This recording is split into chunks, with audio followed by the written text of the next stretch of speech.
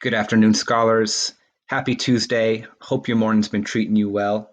And welcome to your Mr. Virtual Lit class for the day. Let's check out our turn-in rates. Took a big dip. You guys, for the first time, you guys are kind of getting really beat bad by seventh grade in terms of the number of students who are knocking out their work. Seventh grade was at 76%, and sixth grade really took a bump down to 51. So we've been making some parent phone calls and texts, and hopefully this number goes up. Let's check our work from yesterday. Yesterday, you were tracking evidence from all the different jurors to see whether or not they were, it seemed like they thought the boy was guilty or if he was innocent. Here's my exemplar. I could not find a solid piece of evidence for the foreman that showed that what the foreman thinks. He made statements about the case. He made statements about what the man said he saw, but he didn't really weigh in on what he thinks. Same thing with juror 11. There was one point where the eighth juror was asking, hey, it takes about um, so many seconds for the train to cross, right? And the 11th juror said, that's right. He wasn't really weighing in what his opinion was. He was just agreeing that that's how long it took for the train to cross. So I didn't find any solid evidence that for the 11th juror what he thought. I couldn't figure out what the foreman thought. But everyone else, it seemed to me that most of them think he's guilty. I think it's clear that the fifth juror changed his mind. That to me was the most clear. But like I expected, there were some really interesting and persuasive arguments for a whole bunch of different jurors. So let's look at some of the different opinions that we had from yesterday's work.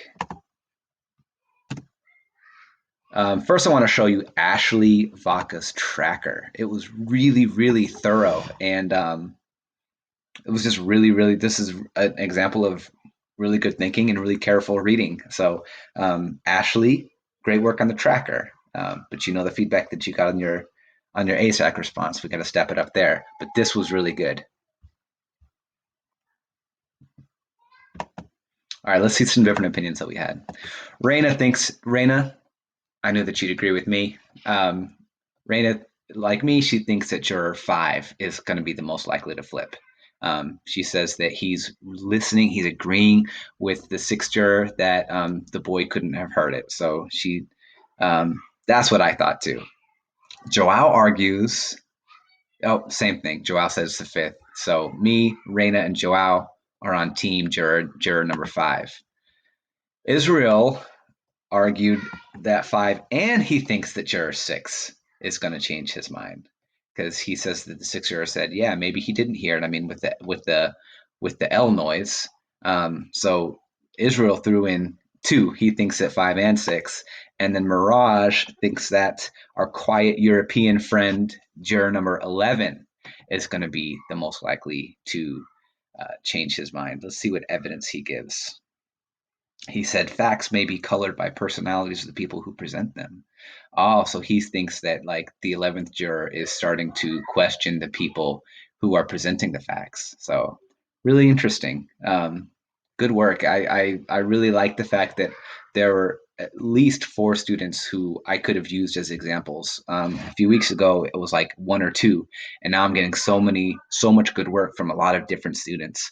I do want to really quick shout out Camila, Noemi, and Sal. I'm really glad that you guys have gotten on board and you're starting to log in and knock out all your work. So welcome to class. Stick around. All right, focus. Today's focus, guys, is I want to make sure and that you're making an argument that has to be proven. Today, we're going to ask you.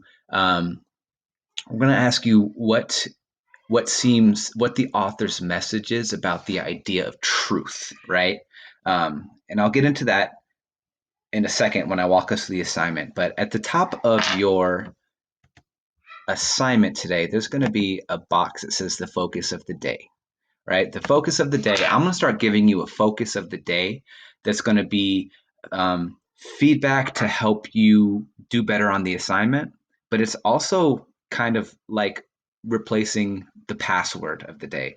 The focus of the day, you're going to write it down. This lets your teachers know that you're actually watching these videos, because these videos are where you get most of your feedback and where I set you up for success on that day's lesson. So students who are not watching this video, the work that they're doing is not as good as the students who are watching the videos.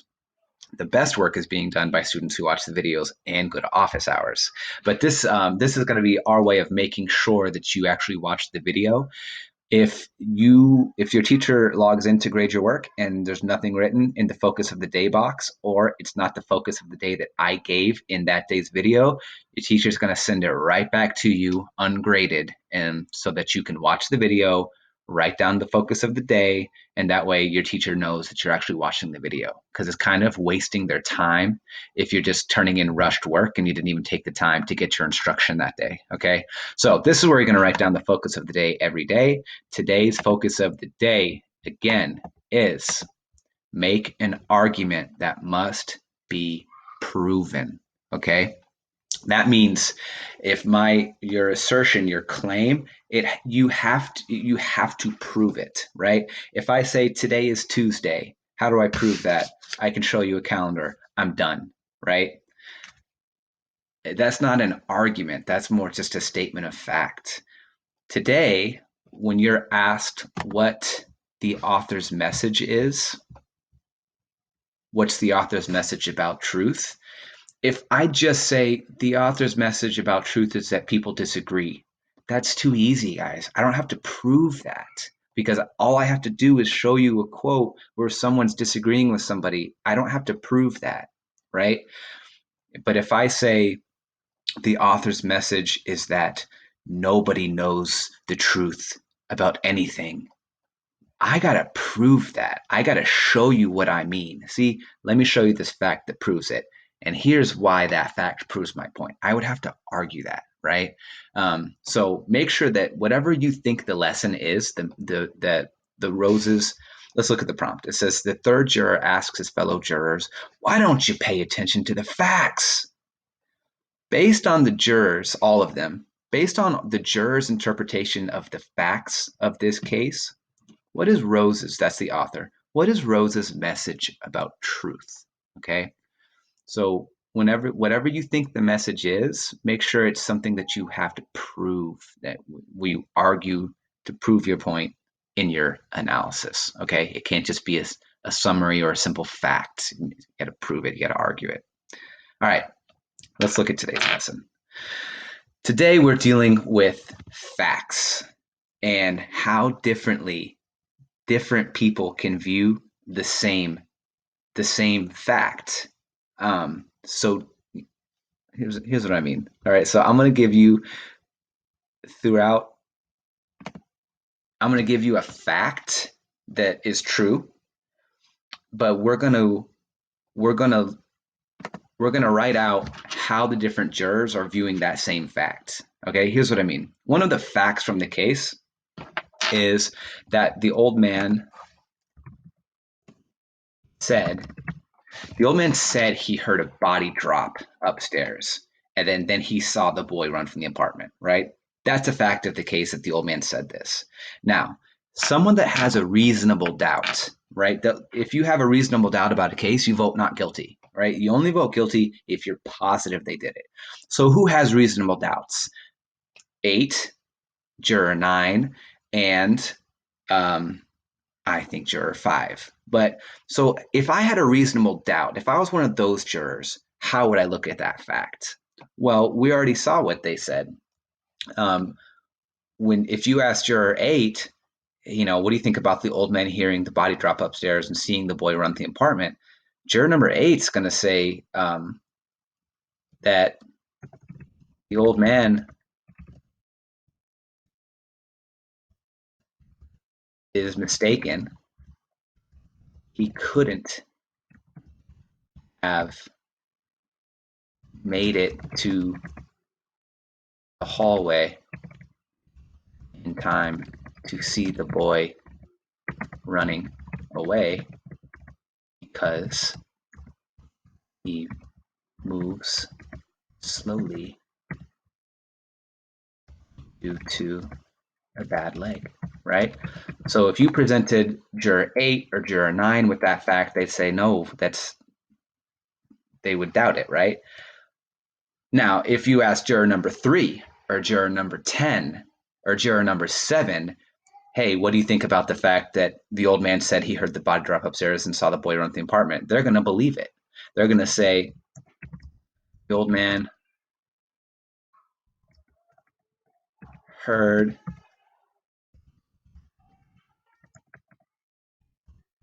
body drop. They're going to say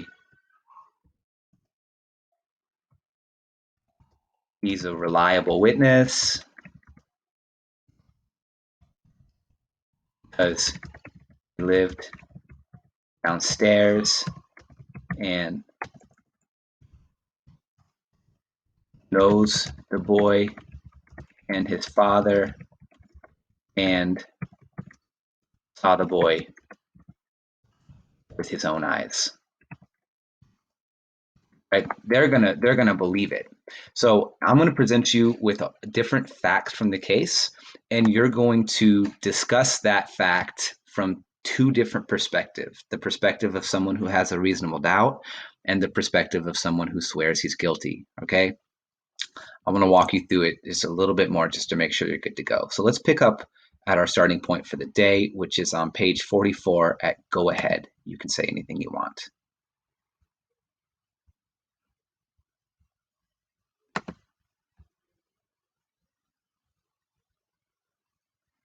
So at this point, the third juror was kind of being a jerk to the ninth juror, who's an old man, and the sixth juror got sick of it, and he kind of got in the third juror's face, right? Said, "You don't talk to him like that." So then he goes back to the ninth juror, and he's telling him this. He said, "I'll start at this one. You ought to have some respect. You ought to have some respect, Mister." Actually, guys, the question what we're looking for is what fact we're going to say. Let's discuss the fact the boy yelling, "I'm going to kill you." All right. You ought to have some respect, mister. If you say stuff like that to him again, I'm going to lay you out. The sixth juror releases the third juror and speaks to the ninth juror. Go ahead. You can say anything you want. Why do you think the old man might lie? Remember, the ninth juror is an old man himself. It's just, I looked at him for a very long time. The seam of his jacket was split under his arm. Did you notice it? I mean, to come into court like that? He was a very old man with a torn jacket, and he walked very slowly to the stand. He was dragging his left leg and trying to hide it because he was ashamed. I think I know him better than anyone here. This is a quiet, frightened, insignificant old man who has been nothing all his life, who has never had recognition, his name in the newspapers. Nobody knows him. Nobody quotes him. Nobody seeks his advice after 75 years. It's a very sad thing to be nothing.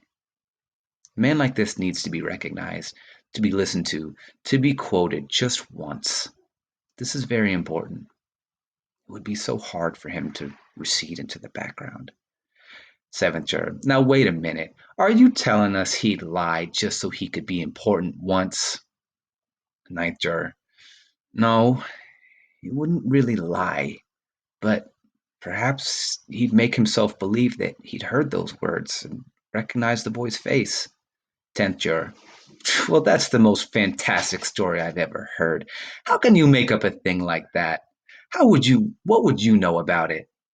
The ninth juror lowers his head, embarrassed. Why did the ninth juror just react like that? Why would he be embarrassed when the tenth juror asked him how he would know this?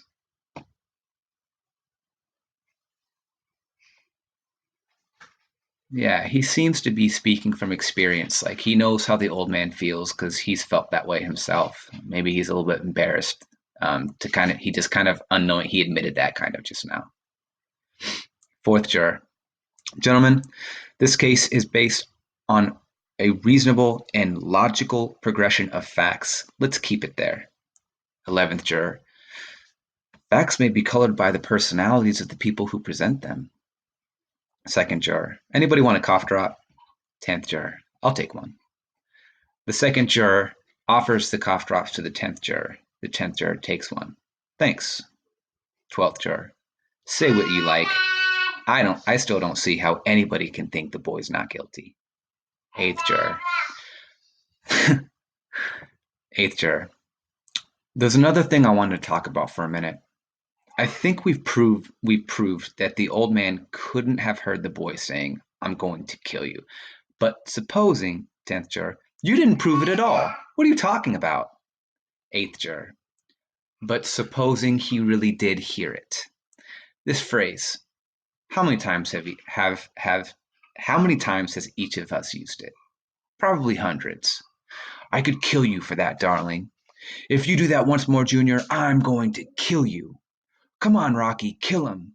We say it every day. It doesn't mean we're going to kill somebody. 3rd juror. Wait a minute. What are you trying to give us here? The phrase was, "I'm going to kill you." And the kid screamed it out at the top of his lungs. Don't tell me he didn't mean it. Anybody says a thing like that the way he did, they mean it. 2nd juror. Well, gee, I don't know.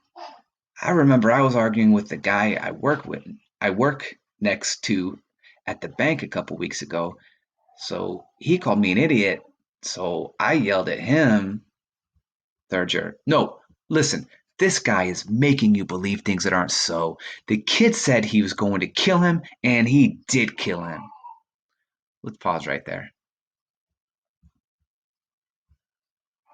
So we've got this statement that the old man heard the boy yell, "I'm going to kill you," right? What would somebody with a reasonable doubt say about this fact? How would they interpret that? What would somebody who's positive he's guilty say about this fact, right? So you need to kind of summarize the two different sides. What would someone, juror 8, juror 9, even it seemed like juror 2 just now, what would someone who has a doubt say about this fact? And what would somebody who really thinks the boy killed his father say about this fact? Okay. You just need to kind of summarize it. You don't need to give exact quotes. Just write as if you are somebody who believes it and someone who doesn't believe it. Does that make sense? You're going to do this with 3 more facts. The boy saying, "I'm going to kill you." The fact that the jury believes, they all agree that the boy's lawyer didn't try his best to defend his client, and the fact that the boy returned to the apartment at 3 a.m. and he was arrested. How do the two different sides view these facts? You can summarize that and explain it in the provided boxes. And your focus question for the day, all this talk about facts, and we're seeing the different arguments we have about the same facts. What is the author what is Rose's message he's trying to show us about the idea of truth? All right, make sure whatever you say the message is, you have to prove it in your analysis. All right, that's all I got from me. Make sure you write today's focus at the top of your sheet today, which is to, let me get the exact wording, make an argument that must be proven. All right, can't wait to see your arguments tomorrow. Have a great rest of your day.